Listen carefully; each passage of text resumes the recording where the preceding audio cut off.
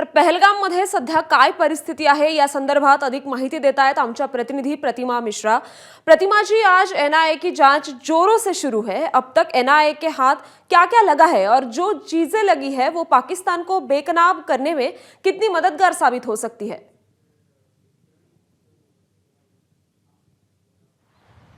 जी श्रुति, आपको बता दूं कि इसमें पाकिस्तान का रोल है। पाकिस्तान में ही इन आतंकियों को ट्रेनिंग मिली है, इसमें कोई दो राय नहीं है। इस पर हमारी सुरक्षा एजेंसियां शुरुआत से ही तमाम तरह के इंटेल्स जुटा चुकी हैं। लेकिन जहां तक एनआईए की जांच का सवाल है तो बहुत ही रिलायबल सोर्सेज से हमें ये जानकारी मिली है कि एनआईए की टीम आज 8वें दिन भी, क्योंकि 22 अप्रैल को ये पूरा घटनाक्रम हुआ है जहाँ आतंकियों ने निहत्थे सैलानियों पर गोलीबारी की है, उसके बाद से ही लगातार एनआईए की टीम घटनास्थल पर जा रही है।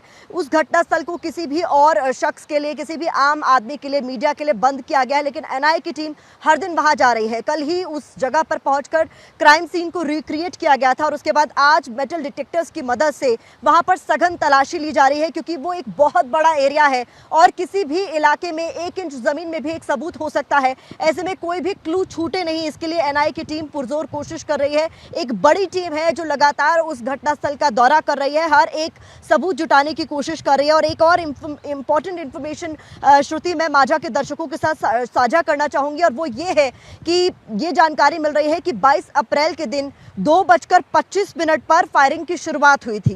ठीक 5 मिनट बाद यानी 2:30 बजे यहाँ जो एसएचओ है यहाँ पर लोकल थाने के, उन तक ये जानकारी पहुंची कि ऊपर फायरिंग की आवाज आ रही है और उन्होंने यहाँ पर थी आरआर के जो कमांडेंट है उन तक ये जानकारी पहुंचाई कि शायद बैसरन घाटी में फायरिंग हो रही है।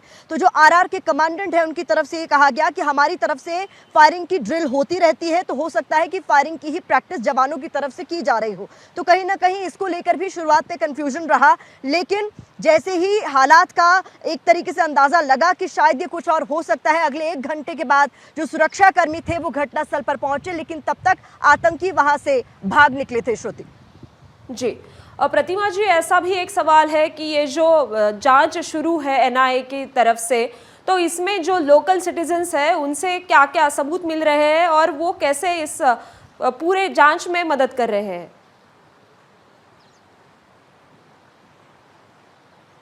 जी श्रुति, मैं आपको बता दूं कल ही 150 लोगों को, ये 150 वो लोग हैं जो बाइसरन घाटी में किसी न किसी तरीके से काम करते थे। या तो कोई घुड़सवारी कराता था, यहाँ पर पहुंचे टूरिस्ट को, कोई टूर गाइड था, कोई ट्रैवल गाइड था, कुछ गुजर बकरवाल समुदाय के लोग जो घुड़सवारी कराते हैं वो लोग हो गए। वहाँ मैगी पॉइंट, टी पॉइंट के जो लोग थे और जो जिपलाइन संचालक पूरी कंपनी थी उससे जुड़े हुए लोग थे, ऑपरेटर्स थे, उन सबको ये करीब 150 लोगों का आंकड़ा है। इन्हें थाने में बुलाया गया था, पहलगाम थाने में इनसे लंबी पूछताछ हुई थी और उसका मकसद ये था क्योंकि कोई भी जो भी चीज़ देखी गई वहाँ पर वो एक सबूत हो सकती है, वो सुरक्षा एजेंसियों के लिए मददगार साबित हो सकती है पता लगाने के लिए कि आतंकी कहाँ से आए, फिर कहाँ की ओर भागे, वो क्या किस तरीके की क्या कोई बातें कर रहे थे।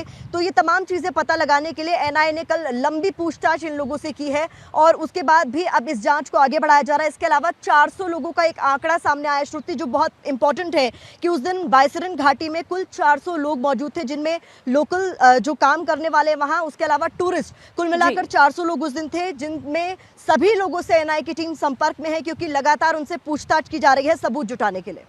जी, धन्यवाद प्रतिमा जी, आपने आपके ये सविस्तर जानकारी के लिए। एबीपी माझा, उघडा डोळे बघा नीट।